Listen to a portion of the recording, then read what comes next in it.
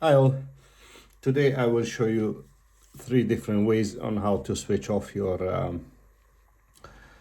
iPhone 16 Pro. Of course, this is thanks to iOS 18 as well, but I'm going to start with the one from settings. So you have to go in settings, general. By the way, you don't have to go, but if you hear somehow and you wish to switch it off, you have this option and boom, it switches off. And this would be the more inconvenient, but however, if you hear may come useful, I don't know. Now this is the good old way. Just press shortly volume up and down, up down power, and you have the